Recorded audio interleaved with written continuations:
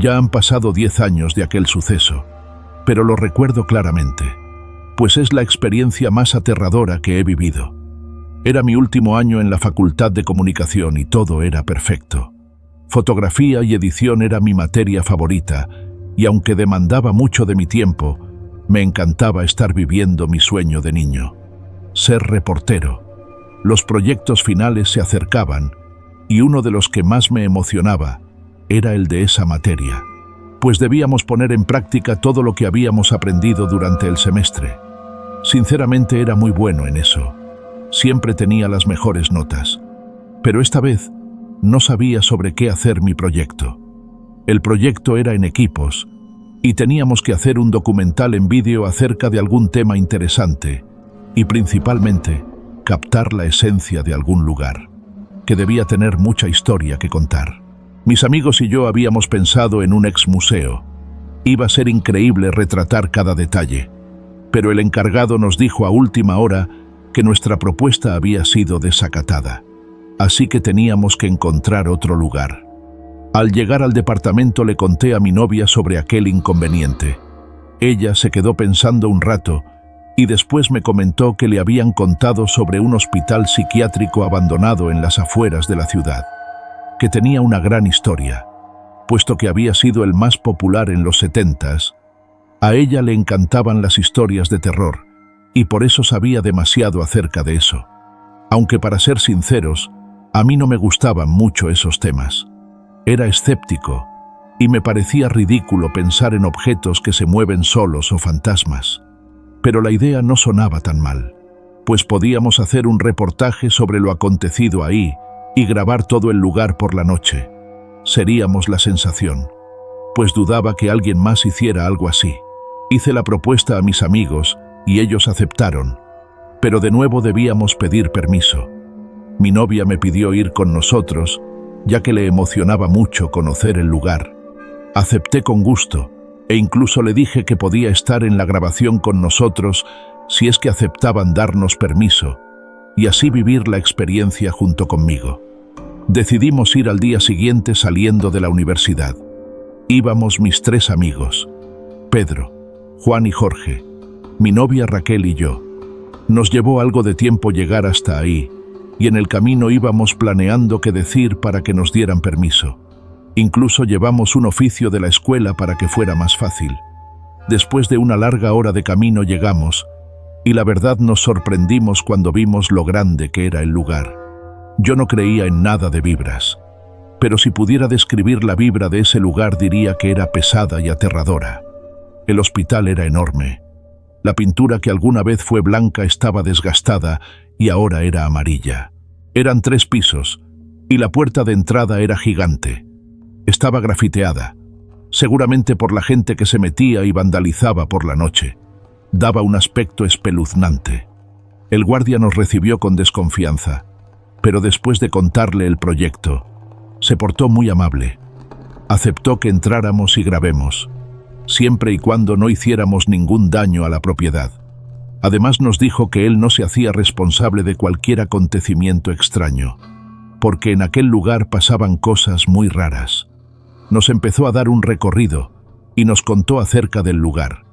Cuando entramos a la planta baja, pude sentir como la piel se me ponía chinita, pues había una vibra muy pesada, y aunque era de día se veía muy oscuro dentro, demasiado tétrico, incluso para mí.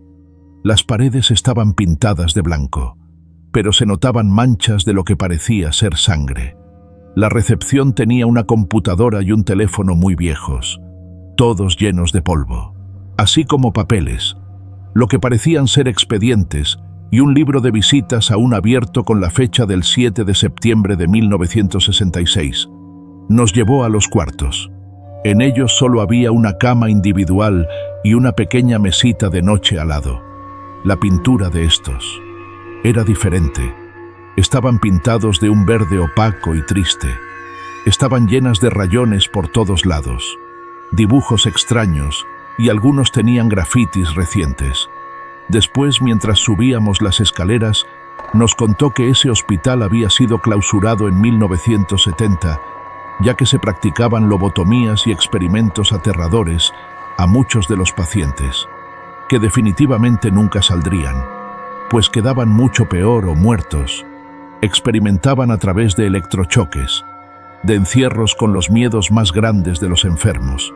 Los dejaban sin comer, sin agua o sin dormir por días e incluso semanas, con picaduras de insectos a los que algunos eran alérgicos o con operaciones a nivel quirúrgico del cerebro.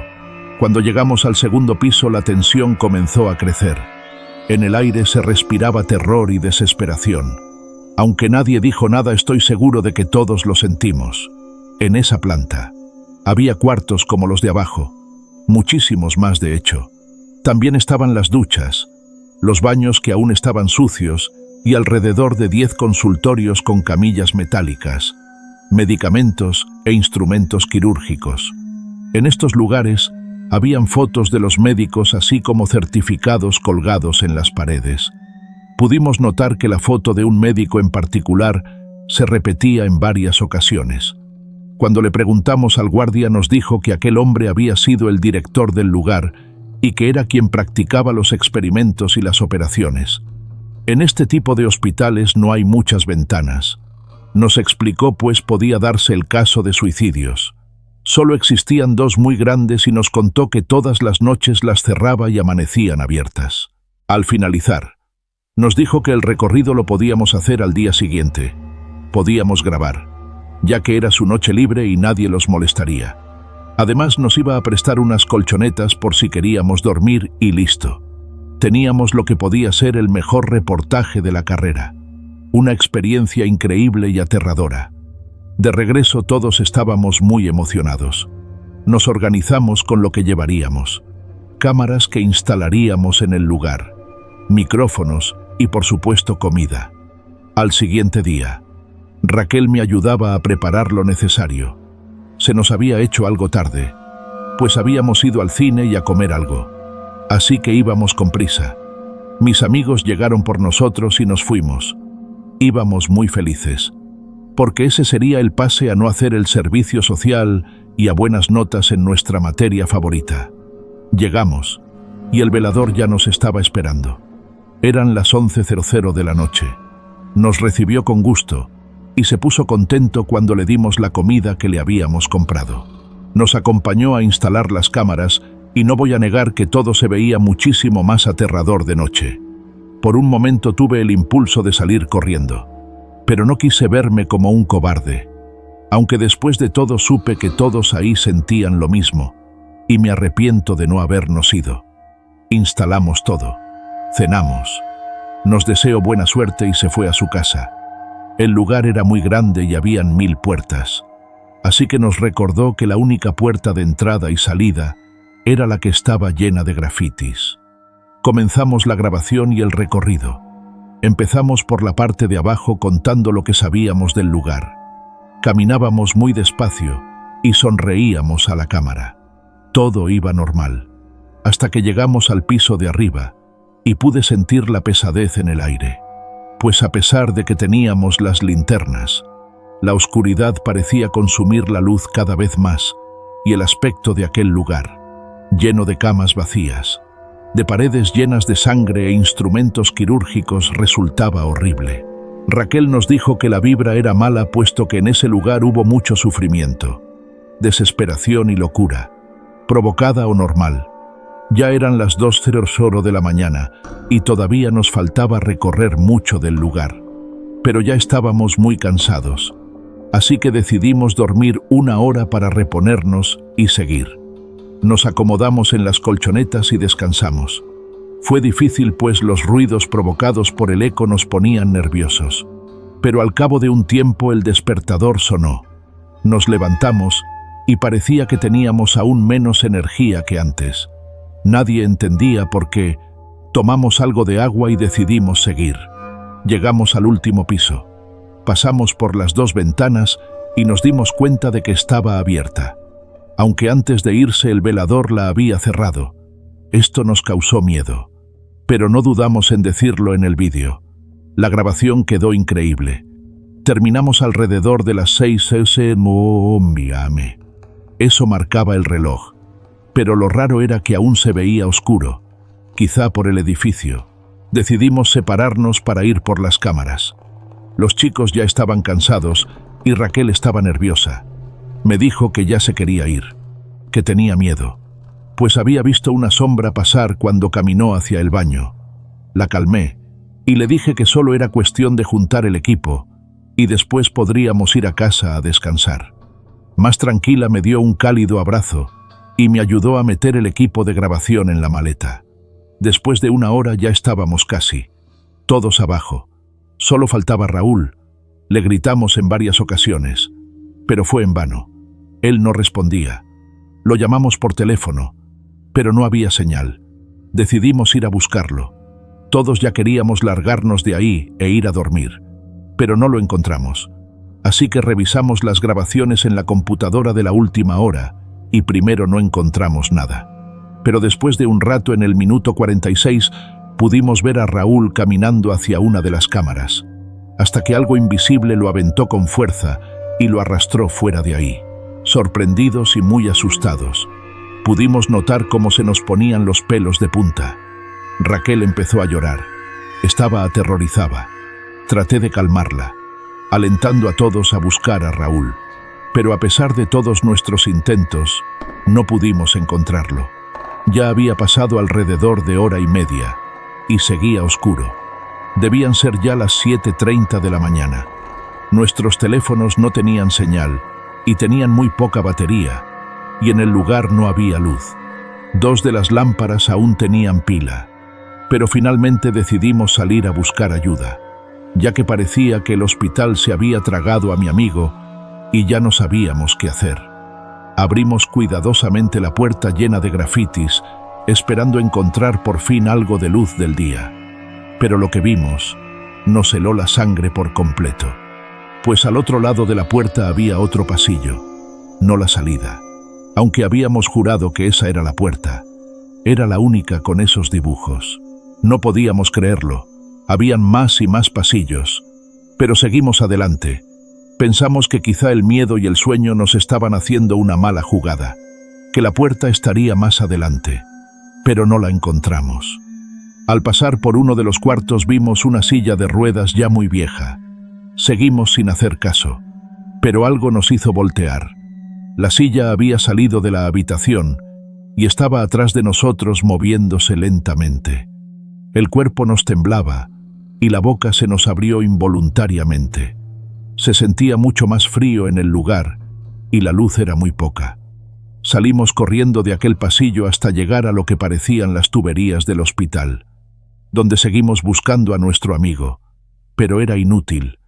Todo olía a humedad y a podrido. Pero continuamos ya que pensamos que sería la única salida. Era como estar en un laberinto. Ya habían pasado horas y la salida parecía no existir. Nuestros relojes marcaban las 10, pero seguía sin amanecer. Seguimos caminando y nos alegramos al ver una puerta a unos cuantos kilómetros. Era de metal, ya oxidado por los años, y en donde se supone que iría un candado, no había nada. Así que podíamos entrar. Al llegar a la puerta la abrimos lentamente y con un solo ojo me asomé, pues no sabíamos que nos encontraríamos. Pedía con todo mi corazón que fuera la salida, pero lo que vi ahí me traumó para siempre. El cuarto era grande, estaba pintado de un color azul claro, la atmósfera era triste y oscura. En medio había una cama metálica con una mujer en ella y un hombre con la cabeza agachada que por el uniforme supe que era médico. Estaba sacando su cerebro poco a poco.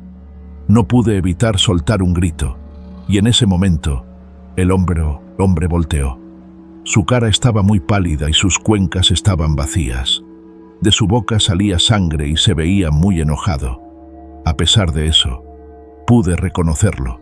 Era quien nos había dicho el velador que fue el director del hospital. Corrió hacia nosotros, pero rápidamente cerramos la puerta. Avanzamos hacia el otro lado y llegamos al mismo lugar, con la puerta llena de grafitis. Sin pensarlo, la abrimos nuevamente con el temor de encontrar otro pasillo. Pero esta vez sí era la salida. El sol tocaba nuestra cara y la luz iluminaba nuestros ojos. Aliviados fuimos hasta el auto. Nuestros corazones latían como nunca. Después de ese horrible acontecimiento algo cambió en nosotros, pues fue como estar en el mismísimo infierno. Siempre pienso en lo que hubiera pasado si al abrir la puerta siguiera sin ser la salida y escalofríos recorren mi cuerpo. Nadie nos cree todo lo que sucedió aquella noche, pero tampoco se explican dónde está Raúl. Aún esperamos que vuelva, aún esperamos que encuentre la salida.